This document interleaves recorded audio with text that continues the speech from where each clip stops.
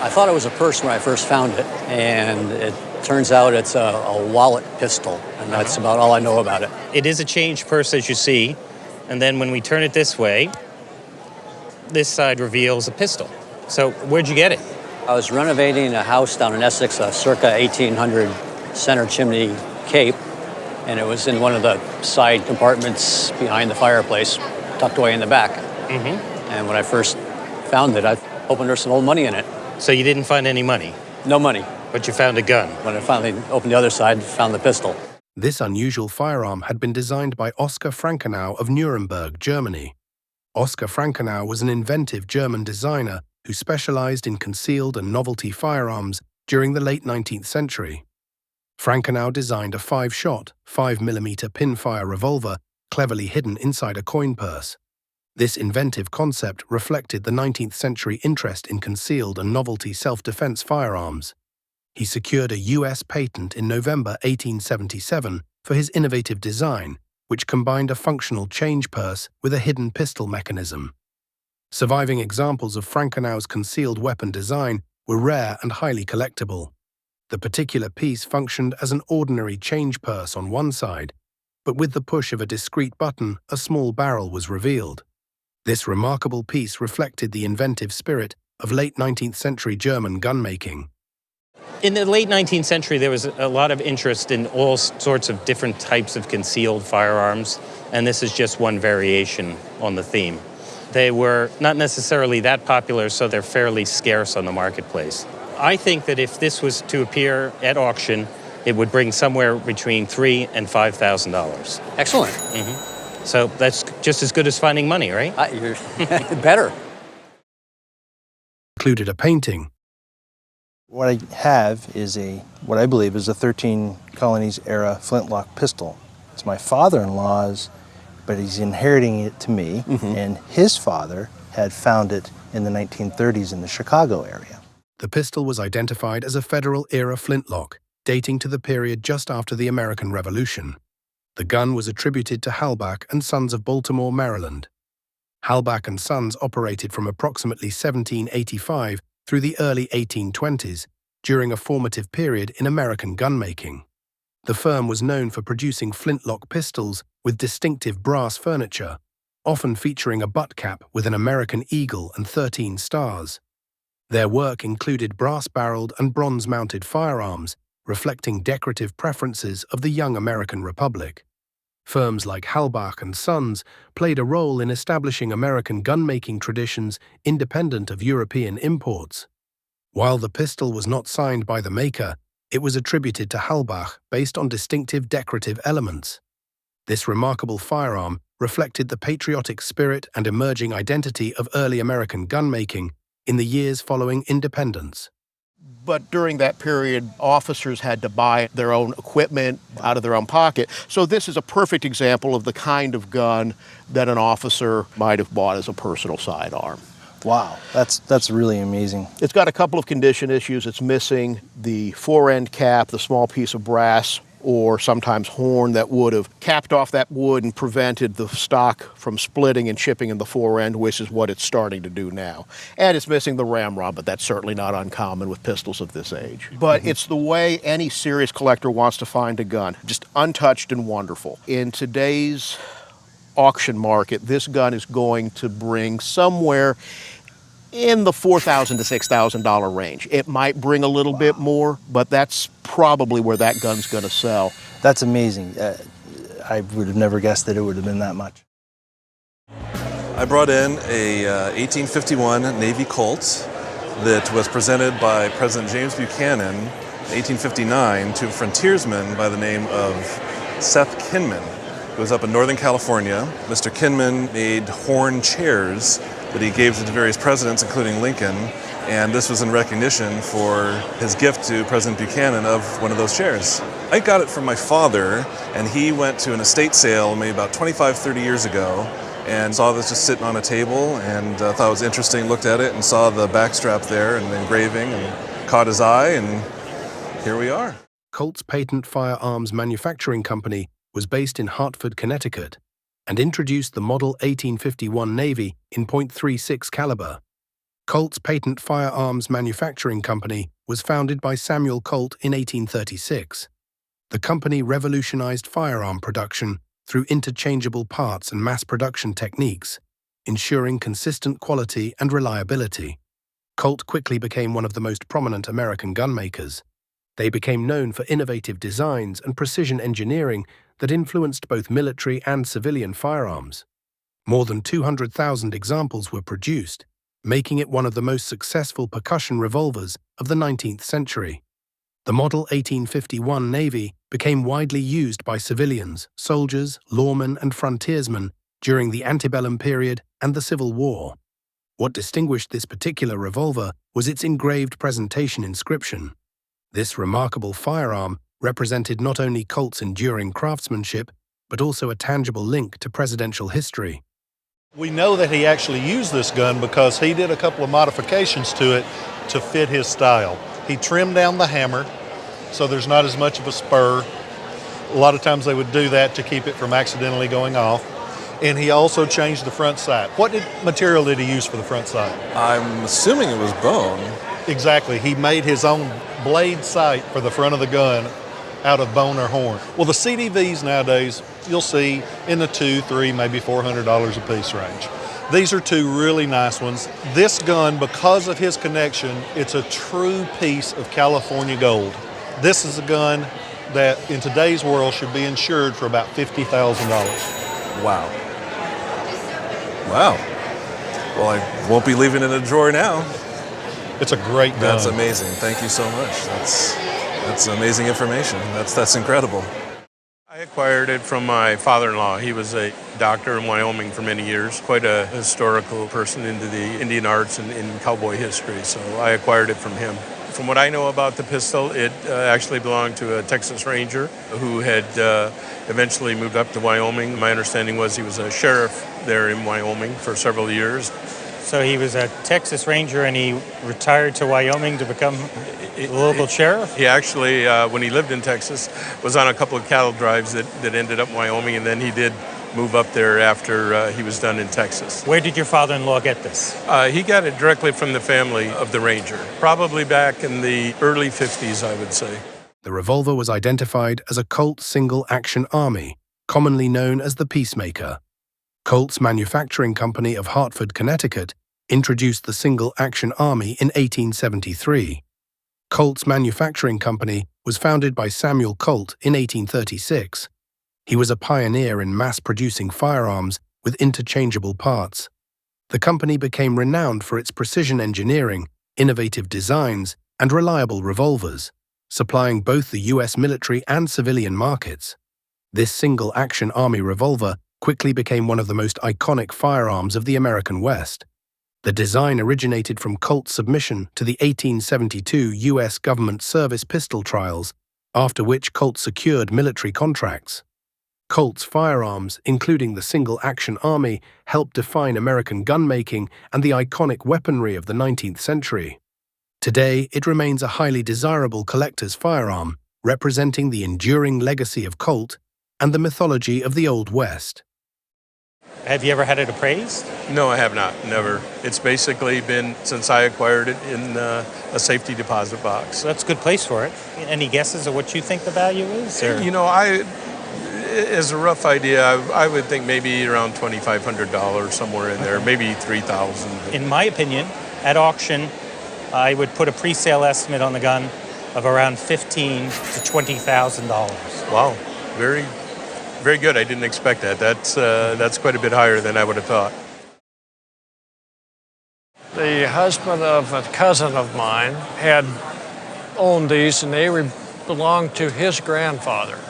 And how his grandfather obtained these, I'm not quite sure. I think he was the superintendent of one of the armories, and so when he left the armory, maybe he took a couple with him. I'm not exactly sure about them, so. Do you know who made these revolvers? The Star Arms Company, but I don't know much about the Star Arms Company. The pieces were a rare pair of mid-19th century revolvers crafted by the Star Arms Company of New York. Star Arms Company was a prominent American firearms manufacturer based in New York. The company operated primarily between 1858 and 1867. a period dominated by the American Civil War and rapid advancements in firearm technology. They quickly became known for their innovative firearm designs, particularly their double-action revolvers. Star revolvers were widely issued to Union cavalry troops during the Civil War, ranking among the most commonly supplied sidearms after Colt and Remington. Today, Star firearms were valued by collectors as important examples of Civil War-era American gun-making innovation and history. This particular pair bore the Star mark on one side of the frame and Star's patent on the other. These exceptional firearms showcased the innovation of Star Arms Company, offering collectors a historic example of 19th-century American military craftsmanship. They have lots of the original blue in case color. If you notice, it's even a bright blue. We have it, it's just really pretty. Okay. So it's substantially better than most of the ones you encounter. One neat thing about these guns is that they were made under government contract for the Union Army. These guns, because of the condition, would retail for about $3,000 a piece. Oh, really? Wow. I'm amazed at that. Very surprised. Without this finish and this condition, they're a gun that usually sells in the $1,000 to $1,200 range. So these are substantially better than the standard ones. Well, very good. That's very nice to know. Thank you for your information. You're very welcome. This used to be my great-grandfather's, and my grandfather inherited it. He didn't know what it was, so he thought it was a tool, and it was in his toolbox. And when he passed, we were going through his things, and my other grandfather pulled it out, and he wasn't sure what it was and started to suppress it. And my father said, "Don't do that," when he realized that it was actually a little pistol, a little palm pistol. The piece was a rare early 20th century novelty firearm known as a palm protector, made by the Chicago Arms Company. The Chicago Arms Company was a small but innovative firearms manufacturer based in Chicago, Illinois, during the late 19th and early 20th centuries. The company operated at a time when rapid urban growth created increased demand for compact, easily concealed personal defense weapons. The firm became best known for producing and marketing compact revolvers and specialty handguns, including variations of the Protector palm pistol. Despite limited production and a short lifespan, Chicago Arms Company firearms were prized for their unique design and rarity. This particular piece was identified as a nickel-finished palm action pistol, operating with a 7-chamber rotary system. Overall, this remarkable piece reflected both its collectability and its place in American firearms history. And what a better place to have a cool little protector gun than in Chicago in the early 20th century. These were made in the late 1890s and probably would have saw service through the early 20th century, all throughout the kind of turbulent times in Chicago. We know it's post-1893 because of the patent date, so it put it right between 1895 and 1900. And really meant for personal protection. Condition is everything with guns. This has got most of the original finish. Grips are all in place, not cracked. A gun like this would retail at a gun show easily $2,000. Wow.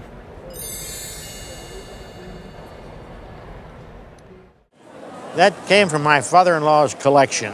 He's a teller of tall tales, and he tells us that's the same model that killed Lincoln. But we have no way of knowing that.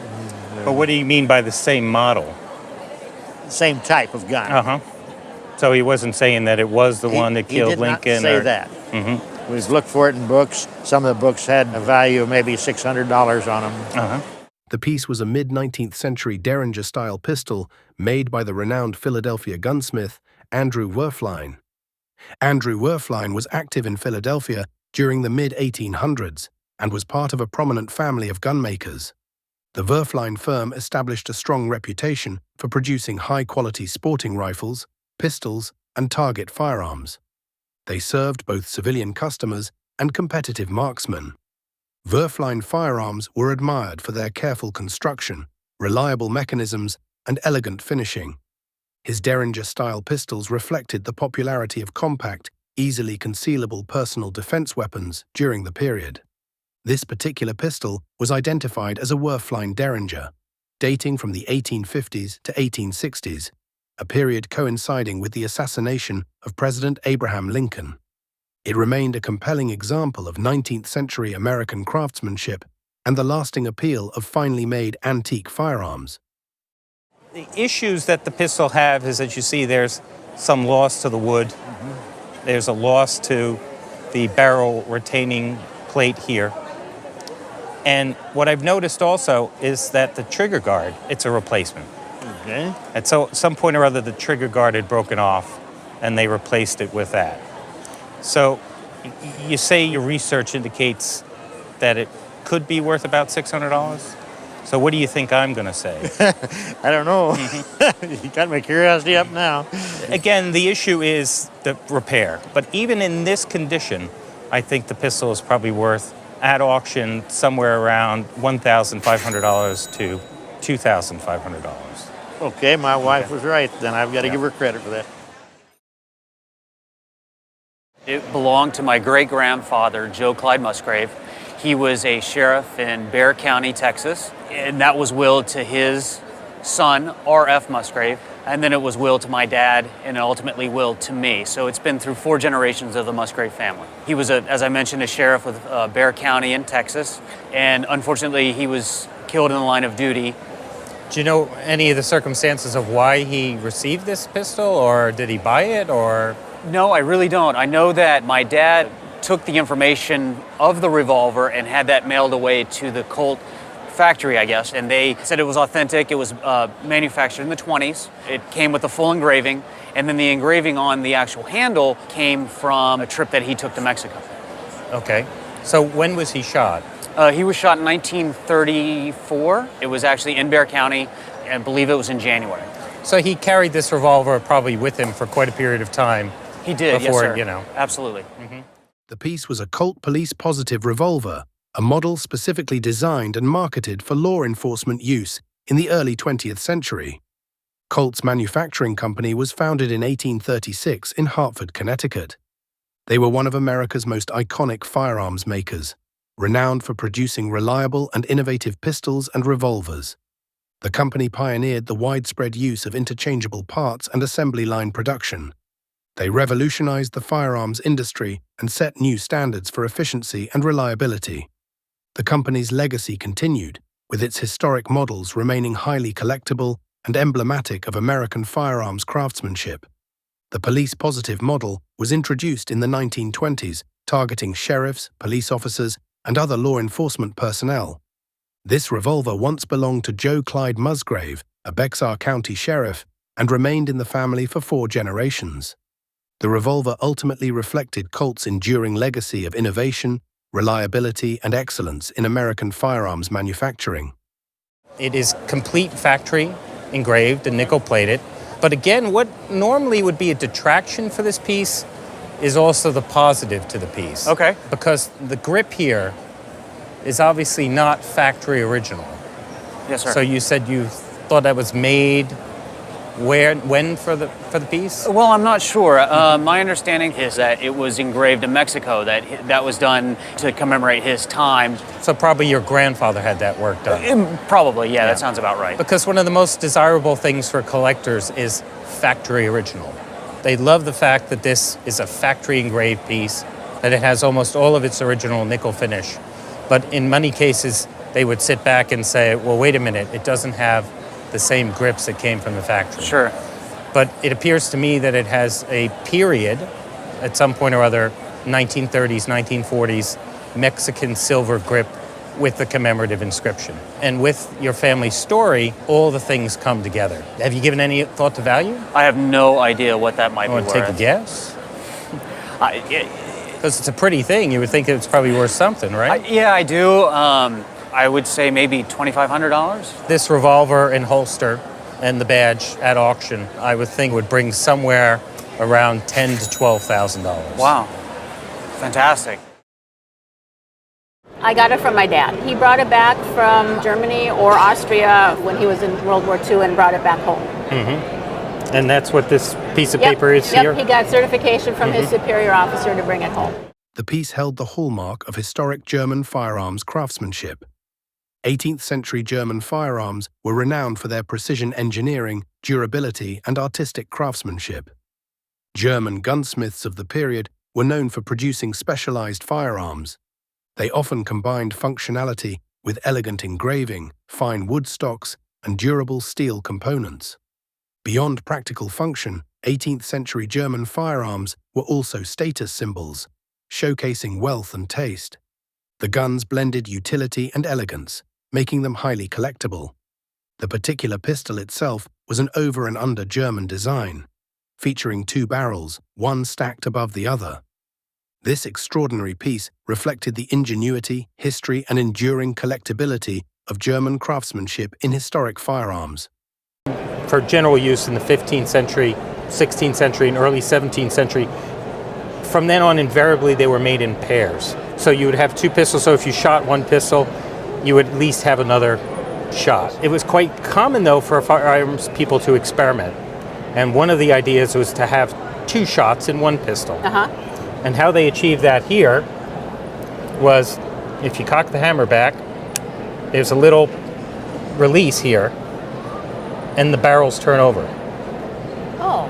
Like that. So that was a way for them to achieve that multiple shots in one pistol. Okay. And also, invariably, pistols like this would still be made in pairs. Oh, okay. So now you would be able to have 4 shots instead of 2. It's made by a man by the name of Walter, who's on the in silver here, and that's his touch mark. Okay. And he was from Nuremberg. What I find interesting about his touch mark is that it appears to be a man in a hat sort of bent over. And that might have been a play on his name, Alter, which in German means elder. Oh. The conversion will hurt the value. People would want to see this in original flintlock. At auction, I would figure it would sell for about $2,000 to $4,000. Really? Yeah. If it was original flintlock, it would be at least double that. Oh, wow. Oh my goodness. Thank you. You're welcome. Thanks. Wow. I had no idea. Thanks. This pistol is one my grandfather found out on his ranch, and he had a man named Brigham Hamilton with him, and this man was a member of Butch Cassidy's gang at one time. And this Brigham Hamilton told us that when they used to ride down this trail, they'd have several pistols in their saddlebags because the pistols in their holsters would fall out when the posses were chasing them. And since this was so close to their hideout, he figured this gun belonged to somebody in Butch Cassidy's gang. When was this that he found this pistol? About 1920. 1920. Yes. There's a picture of Brigham Hamilton with Butch Cassidy that we had found in a book. That would be Brigham Hamilton there. On the left. And of course, Butch Cassidy's on the other side. So we made a copy of it and got my grandfather's story and put it on there so we'd have it always. The revolver was identified as a Colt single-action army, one of the most iconic firearms of the American West. The Colt single-action army was first introduced in 1873 by Colt's manufacturing company of Hartford, Connecticut. Often referred to as the Peacemaker, it became the standard sidearm for soldiers, lawmen, and outlaws during the late 19th century. Colt's manufacturing company was founded by Samuel Colt and became one of the most influential firearms producers in American history. The single-action Army revolver was chambered in various calibers, most famously .45 Colt, and was prized for its durability, reliability, and simple mechanical design. Production of this model continued from 1873 until just before the Second World War, with hundreds of thousands manufactured. The example in question fell within the 252,000 serial number range. Even without the legendary association, the revolver stood as an enduring symbol of Colt's lasting legacy in firearms history. There seems to be a carving over here in the grip, and it appears to be some initials. You think you know what they are? It looks like my grandfather's initials to me, J.A.M. With the story and everything else, I think it was a really interesting gun. I did some research on it, though, on the gun itself, because it's a serial number 252,000 range, and the gun was actually manufactured in 1903. Okay. So unfortunately, your story probably is not correct. Oh. The reason I know this is that Butch Cassidy and the Sundance Kid departed for South America in 1901. Oh, okay. And the last recorded raid of the gang was in July of 1901. Okay. But as such, I still feel that at auction, this revolver would bring about $1,500 to $2,000. Okay. Wow. If the story was correct, I would say that the gun could have probably been worth $5,000 and upwards. Oh, wow. I don't really know a whole lot about the pistols. They were handed down to my father by his father. Where they originated, I really don't know. How did he get them? He was a chiropractor in California for the movie stars, and we don't know whether they were given to him or whether it was some type of payment. From the literature that I have, they were made in England. What makes them English? What do you think? The coat of arms on the pistol grip, the stamps that are underneath, I guess, tell a story about the gunsmith who made it. These pistols were identified as double-barrel percussion howdah pistols, dating to 1846. Howdah pistols were specialized hunting firearms designed for use from the back of a large saddle, often on an Indian elephant. Their short barrels and large bores allowed hunters to effectively manage the firearm while seated atop the animal. These firearms were often produced in pairs, with fine attention to ergonomics and balance. Today, howdah pistols exemplified the ingenious adaptation of firearms for specialized hunting, blending power, precision, and artistry. The particular pistols featured distinctive silver mounts with lion mask butts, hallmarked on the reverse, and retained most of their original finish. The pair exemplified the craftsmanship, inventive design, and specialized utility of 19th century British firearms. They have smooth bore. They would have fired shot. They're in a case, but they also have these belt hooks. Mm-hmm. And the belt hooks is exactly the same thing. As you're basically in a very large saddle on top of an elephant, and you would put the pistols in your belt, ready and able to go for your hunt. So they're hunting pistols? Correct. What do you think they're worth? I really have no clue. Mm-hmm. Well, the guns are in excellent condition. They have most of all their original finish.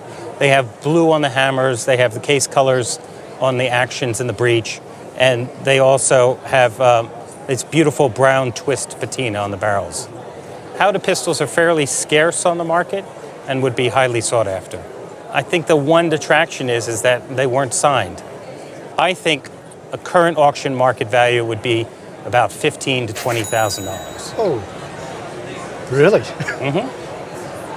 That was a little more than I was thinking, but that's great.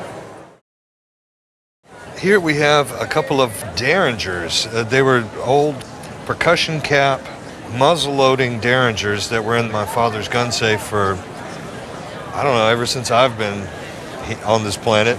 Well, these guns are referred to as derringers. Derringers were small, single-barrel pistols that became widely popular in the 19th century due to their simplicity, functionality, and compact design.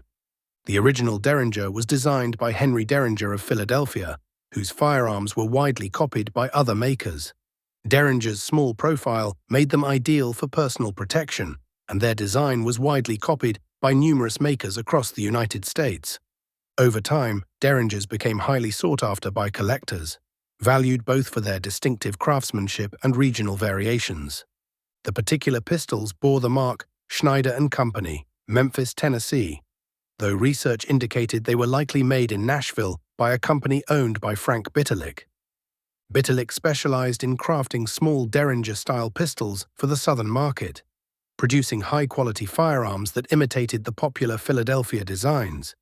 His pistols were recognizable by distinctive features such as flat grips, spur triggers, and uniquely shaped trigger guards, making them especially collectible. This pair of southern derringers showcased 19th century American gunmaking and remained highly prized by collectors. You have a scarce maker, you have a southern mark, and you have the pair. Right. And not only are they a pair, they're actually numbered. Right. We have the number 1 on the one closer to you and the number 2 on this one. And what's cool is because it's marked Schneider and Company, in 1859, William Schneider, who owned this company, went into business with Glassic. And so we know that this gun would have been made no later than 1859. One thing that's neat about these is that because of the size and because of the function of the gun, it's easily broken.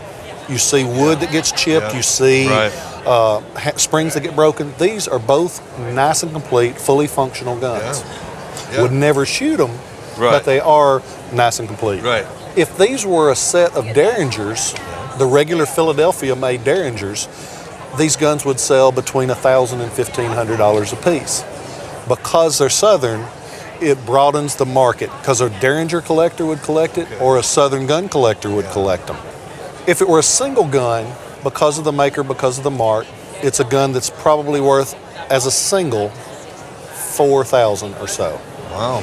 Because you have a pair, it makes it more desirable to a collector. As a pair, they're a pair that would retail for about $10,000. No kidding. I'm speechless.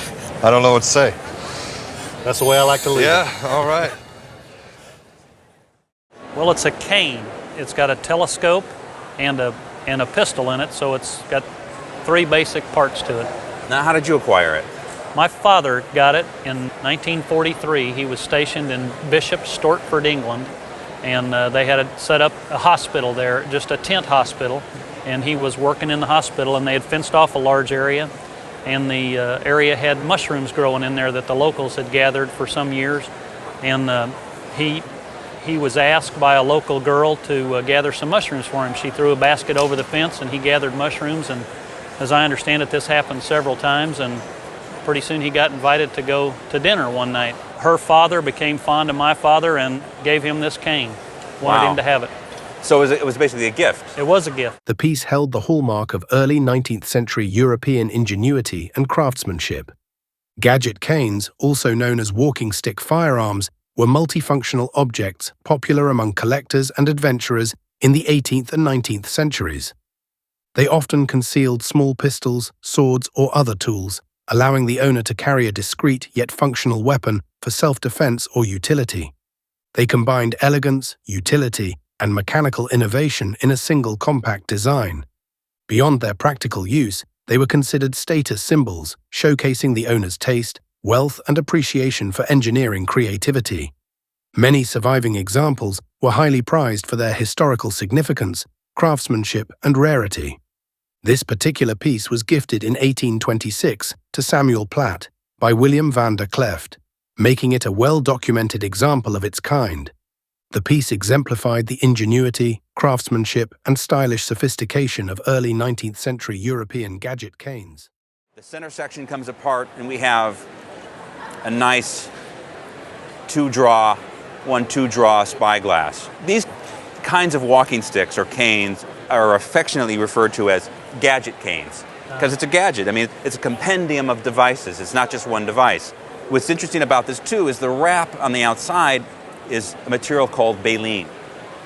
We can date it because this cane was given as a gift from a William van der Kleft to a Samuel Platt.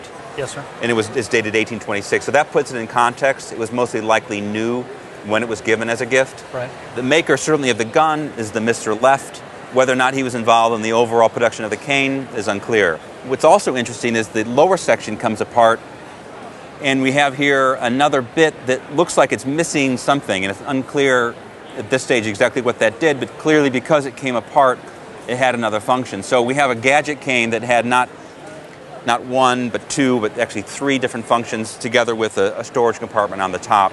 As far as gadget canes go, it's got all the pieces that you want to see. There are some condition issues, yes, sir, but they're not so bad. There's some issues with the baleen, some minor insect damage. That's really minor. Actually, people like to see that because it gives more assurance of the age. Some wear to the leather, and some of the fittings need to be tightened up a bit. I would say at auction, we're probably talking, $3,000 to $5,000 with, I would say, good potential because the market for this is quite strong. And once the collectors kind of get involved, they might really go fighting over it. It's a great piece, and I'm excited to see it. Great.